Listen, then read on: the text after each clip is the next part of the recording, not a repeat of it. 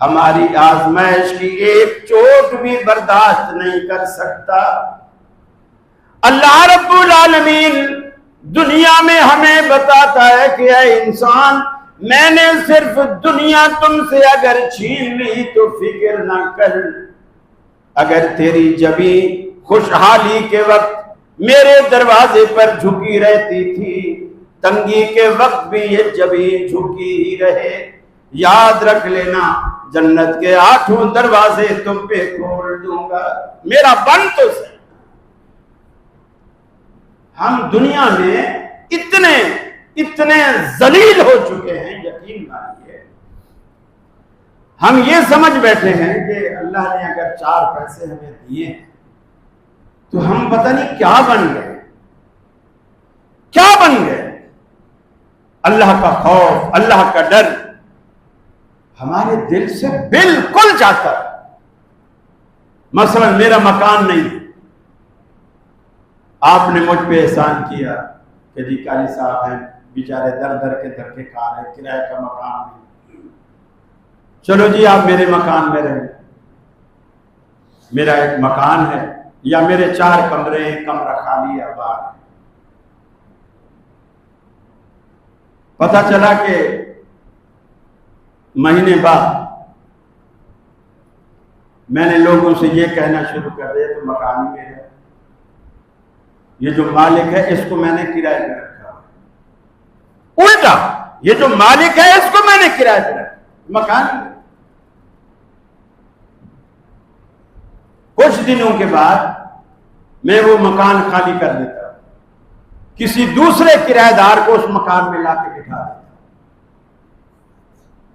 میں یہ سمجھ رہا ہوں کہ میں کتنا ہوشیار ہوں، میں کتنا چالاک اور یہ کتنا بے وقوف ہے۔ آج کے دور میں بھی کسی پہ بھروسہ کرتا ہے، کتنا پاگل ہے یہ۔ اللہ کے رسول فرماتے ہیں وہ جو زمین کا ایک ٹکڑا، اس ایک کمرے میں کتنا ٹکڑا آیا ہوگا، 10x12 کا، 14x12 کا، 10x10 کا۔ قیامت والے دن اللہ تعالیٰ اس ٹکڑے کو کاٹے گا، اور صرف یہ نہیں کہ اوپر کی تہ، نہیں، فرمایا 7 طبق، پوری کی پوری زمین تحت الثری تک کاٹے گا، اس میں ہول کرے گا اور اس کے گلے میں ڈال دے گا، اور پوری دنیا دیکھے گی کہ اس کو کیا ہو گیا۔ وہ جو عیب دنیا میں چھپا تھا نا، پوری دنیا میں بدنامی بن کر سامنے آیا کہ اچھا یہ وہ ہے جس نے زمین پہ قبضہ کیا، پلاٹ پہ قبضہ کیا، مکان پہ قبضہ کیا، دکان پہ قبضہ کیا، کسی کی خالی جگہ برابر پڑی ہوئی تھی، دیوار گرا کے 2 فٹ آگے سرکا دی۔ یہ کراچی میں بڑی آسانی سے ہوتا ہے، بہت ہوتا ہے اور آسانی سے ہوتا ہے، اور ہمیں اس کی بالکل پرواہ نہیں ہوتی کہ اس کا نتیجہ کیا نکلے گا، نتیجہ کیا نکلے گا۔ میرے بھائی، ہر بندہ اگر یہ سوچے کہ میں نے مرنا ہے اور موت کا کوئی پتہ نہیں۔ میرے بھائی، روزانہ ہمارے سامنے جنازے اٹھتے ہیں، روزانہ اٹھتے ہیں، کل وہ ادھر ہوتے ہیں، آج نہیں، آج نہیں۔ آدمی کہتا ہے یار کل عشاء کی نماز میرے ساتھ پڑھی، فجر میں اس کے جنازے کا اعلان ہو رہا، کوئی پتہ ہے زندگی کا؟ اللہ سے اپنا معاملہ ہمیشہ صاف کر کے رکھو، اس لیے کہ موت ایک ایسی چیز ہے سنبھلنے کا موقع نہیں دیتی، وصیت کا موقع نہیں دیتی، کچھ نصیحت کا موقع نہیں دیتی۔ اسی لیے اللہ کے رسول نے فرمایا کہ ہمیشہ حاصل اللذات، یہ جو لذتوں کو توڑ دینے والی لذتوں کو توڑ دینے والی. یہ جو موت ہے نا، فرمائے اسے یاد رکھ، اسے یاد رکھ. یہ لذتیں مٹا دیتی ہے، توڑ دیتی ہے. کس کو کیا پتا ہے عصر میں کس کی باری ہے، مغرب میں کس کی باری ہے، عشاء میں کس کی باری ہے، کس کو پتا ہے؟ بس ہمیں یہ پتا ہے کہ 4 دن کی چاندنی پھر اندھیری رات، یہ بھی ہم مانتے ہیں. لیکن وہ جو 4 دن کی چاندنی ہے اس پہ تو مزے کر لیں. ٹھیک ہے ہمیشہ نہیں رہیں گے، لیکن 4 دن تو آسودگی سے گزار لیں. حالانکہ دیکھیے اللہ کے رسول صلی اللہ علیہ وسلم نے بڑی عجیب بات فرمائی اس دنیا کے بارے میں. آپ نے فرمایا اللہ تعالیٰ کی نظر میں، اللہ تعالیٰ کی نظر میں اس پوری کی پوری دنیا کی مچھر کے پر کے برابر بھی قیمت نہیں ہے. مچھر کے پر کے برابر بھی قیمت نہیں. پھر فرمایا اگر اللہ تعالیٰ کی نظر میں اس دنیا کی مچھر کے پر کے برابر بھی کوئی قیمت ہوتی تو اللہ تعالیٰ کافر کو ایک گھونٹ بھی پانی کا نہ دیتا، ایک گھونٹ بھی پانی کا نہ دیتا. اگر اس کی کوئی قیمت ہوتی مچھر کے پر کے برابر بھی تو کافر کو ایک گھونٹ بھی پانی نہ دیتا. میرے بھائی یہ سب سوچنے اور سمجھنے کی باتیں ہیں. سب ٹھاٹ پڑا رہ جائے گا جب رات چلے گا بچہ. پھر کوئی نہیں کہتا قاری خلیل ہے، کوئی نہیں کہتا چودھری صاحب ہے، کوئی نہیں کہتا خطیب صاحب. میت پڑی ہے، میت. آپ کے دنیا سے اٹھتے ہی سب سے پہلے اللہ تعالیٰ آپ کے نام کو ختم کرتا ہے. جنازہ ادھر لاؤ، میت ادھر لاؤ، میت کا سر ادھر کرو، میت کے پاؤں ادھر کرو. کوئی نہیں کہتا چودھری کے پاؤں ادھر کرو، چودھری کا سر ادھر کرو. کوئی نہیں. ساری چودرات روح نکلتے ہی ختم. بے ایمانیاں کب تک انسان کرے گا اور کب تک جیے گا بے ایمانیاں کر کے؟ اس لیے کہ اس نے جانا اسی رب کے پاس ہے جس کو ہماری زندگی کی رگ رگ کا پتہ ہے. اللہ رب العالمین جانتا یہ کیا کر کے آیا. اور اگر اللہ سے ہم بنا کے چلے، بے شک ہم گناہگار تھے لیکن اللہ سے ڈرتے رہے، بنائے رکھے. اور یہ یاد رکھنا اگر اللہ تعالیٰ نے دنیا میں آپ کے عیبوں پر پردہ ڈال دیا ہے کسی وجہ سے، یہ آپ کے لیے بہت بڑی نعمت ہے. اگر آپ کے عیبوں پر اللہ نے پردہ ڈال دیا ہے، بس اب آپ اللہ سے کوئی مکہ کر لو توبہ کی شکل میں، انشاءاللہ وہ آخرت میں بھی پردہ ڈال دے گا. ورنہ وہ دنیا میں ہی رسوا کر دیتا، دنیا میں ذلیل کر دیتا.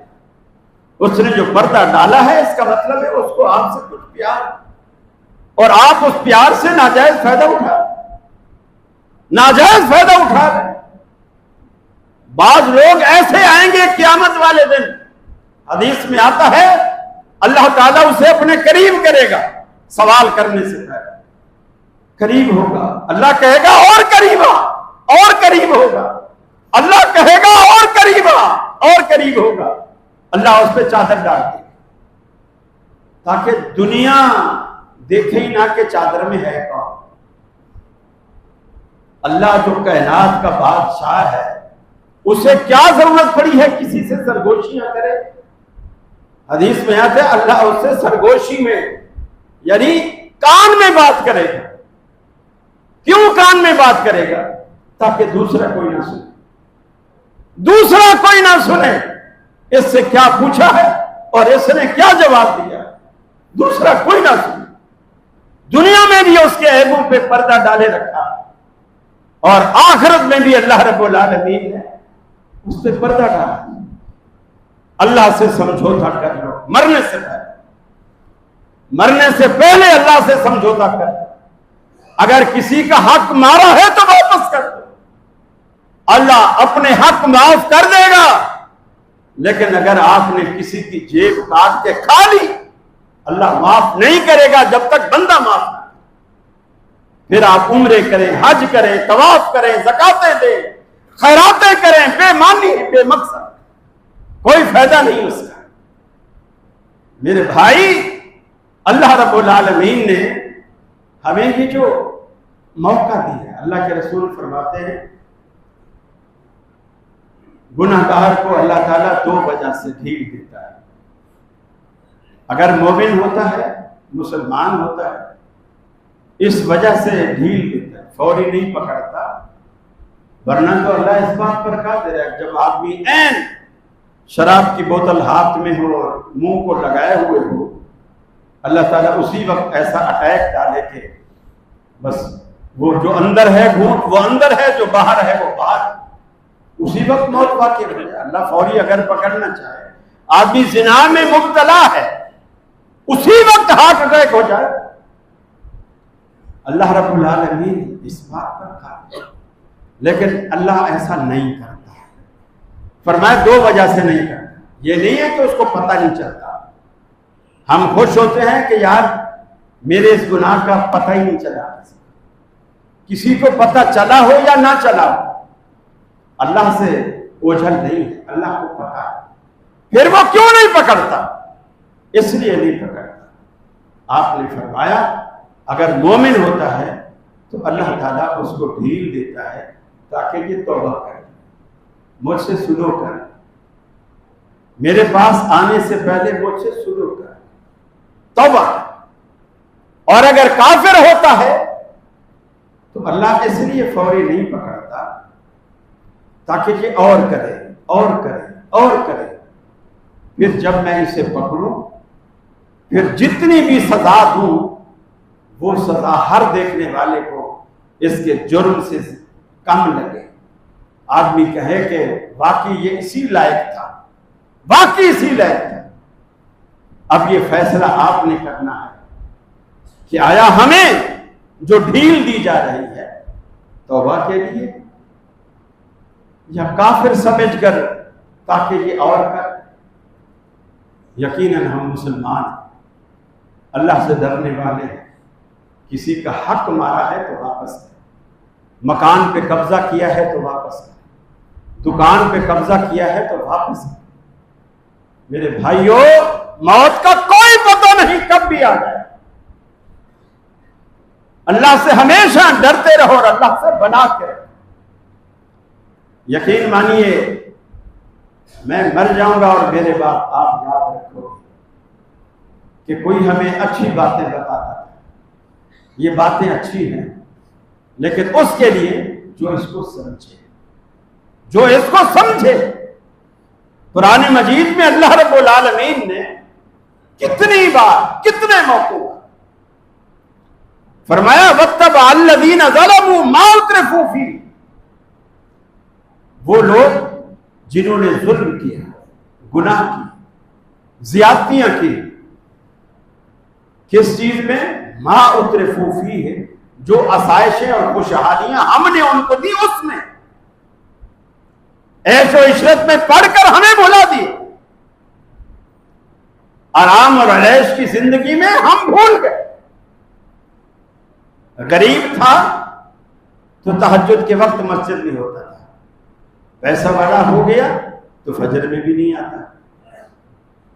کیوں؟ آپ ضرورت نہیں ہے رب سے مانگنے کی. بن مانگے بہت کچھ ہے میرے پاس, اتنا کچھ ہے کہ میری نسلیں بیٹھ کے کھائیں ختم ہونے والی نہیں.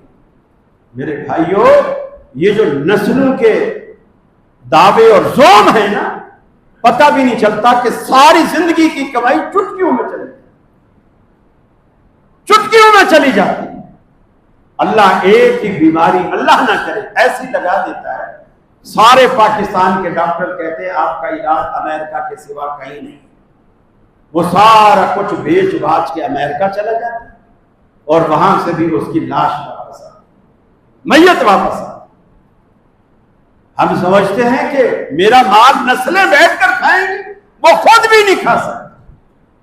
اور کبھی ایسا ہوتا ہے مال موجود ہوتا ہے، پیسہ موجود ہوتا ہے، گھر موجود ہوتا ہے، نعمتیں موجود ہوتی ہیں، اللہ بیماری ایسی لگا دیتا ہے، ڈاکٹر کہتا ہے کچھ نہیں کھا سکتا سوا ابلے ہوئے کدو، ابلے ہوئے آلو کا شوربہ، نمک کے بغیر، مرچ کے بغیر، گھی کے بغیر، ٹیسٹ کوئی نہیں، مزہ کوئی نہیں، منہ سے بھی نہیں کھانا، ناک سے نلکیاں لگی ہوئی ہیں اور نرسیں تھوڑا تھوڑا چمچ سے اوپر نلکی سے اندر ٹپکا رہی ہیں، ڈائریکٹ پیٹ میں جا رہا ہے، ذائقے کا پتہ ہی نہیں کہ مجھے کیا کھلا ہے کیا پلا ہے، پتہ ہی نہیں۔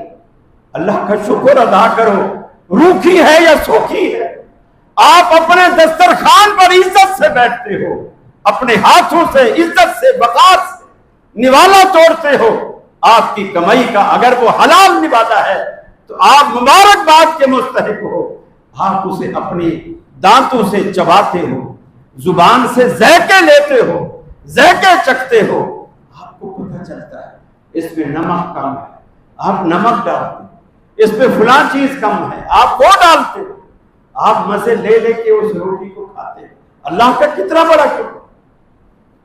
اللہ تعالیٰ جو دینے پر قادر ہے وہ لینے پر بھی قادر ہے۔ فرمایا ہم کبھی دے کر آزماتے ہیں اور کبھی لے کر آزماتے ہیں، بس اللہ تعالیٰ سے یہی دعا کرتے رہو کہ اللہ جو ہم سے ہو گیا تو ہمیں معاف کر دے، ہم تو آزمائش کے بھی قابل نہیں، ہم تو آزمائش کے بھی قابل نہیں ہیں کہ تو ہمارا امتحان لے، آزمائش کرے، ہم تو اس کے بھی قابل نہیں۔ اللہ ہمیں بغیر حساب و کتاب کے، اور باقی حضرت عائشہ نے پوچھا تھا اللہ کے رسول سے، اللہ اکبر، حالانکہ آپ امام الانبیاء جنت کا دروازہ کھولنے والے، آپ جنت کے دروازے پر دستک دیں گے، دربان پوچھے گا کون، آپ اپنا تعارف کروائیں گے، دربان بولے گا مجھے یہی بتایا گیا تھا، یہ شخص آئے گا دستک دے گا تو دروازہ کھولنا، جنت کا دروازہ کھولے گا آپ کی دستک سے۔ لیکن اللہ کے ڈر کا یہ عالم ہے، اللہ کے رسول اکثر دعا فرماتے ہیں اللہم حاسبنی حسابا یسیرا، اللہ میرا حساب آسان کر، میرا حساب آسان کر۔ حضرت عائشہ نے پوچھا اللہ کے رسول کہ آپ اکثر کہتے ہیں حساب آسان کر دے، یہ آسان حساب کیا ہوتا ہے؟ حساب تو حساب ہی ہوتا ہے، یہ آسان اور مشکل کیا ہے؟ آپ نے فرمایا عائشہ آسان حساب یہ ہوتا ہے کہ اللہ تعالیٰ اپنے بندے سے یہ پوچھے ہی نہ کہ تو نے یہ کام کیوں کیا ہے۔ عائشہ مجھے بتا، اگر اللہ نے کسی سے کیوں کر کے پوچھ لیا تو پھر کس میں دم ہے جو اللہ کی کیوں کا جواب دے سکے؟ کس میں دم ہے جو اللہ کی کیوں کا جواب دے سکے؟ کون دے؟ آسان حساب یہ ہے کہ اللہ پوچھے ہی نہ کہ تو نے یہ کام کیوں کیا۔ اور یاد رکھ لو، آپ کی جوانی کے بارے میں، زندگی کے بارے میں، صحت کے بارے میں، مال کے بارے میں، کہاں سے کمایا کہاں خرچ کیا، یہ 5 سوال تو اللہ رب العالمین کرے گا۔ اور کوئی بندہ حدیث میں آتا ہے جہاں کھڑا ہوگا اپنی جگہ سے ہل بھی نہ سکے گا جب تک ان 5 سوالوں کے اللہ کو جواب نہ دے۔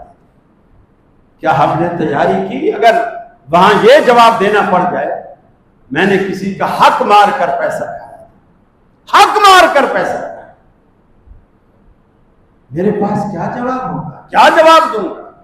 حق مار کر میں نے پیسہ کھایا، چوری کر کے پیسہ کمایا اور لگایا، کہا تھا تیری مسجد بنائی تھی چوری کے پیسے سے۔ مجھے بتائیے اللہ کتنا انعام دے گا اس وقت؟ میرے بھائیوں، یہ 5 سوال ایسے ہیں بندہ اپنی جگہ سے ہل نہ سکے گا جب تک اللہ کو جواب نہ دے۔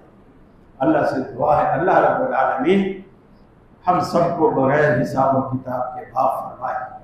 ہمیں ہماری زندگی اپنے حبیب کی تعلیمات کے مطابق گزارنے کی توفیق عطا فرمائے، حرام سے بچائے، ہمیشہ حلال کھلائے۔ اگر کسی کا کسی نے حق مارا ہے تو مرنے سے پہلے واپسی کی توفیق عطا فرمائے۔ وآخر دعوانا ان الحمد للہ۔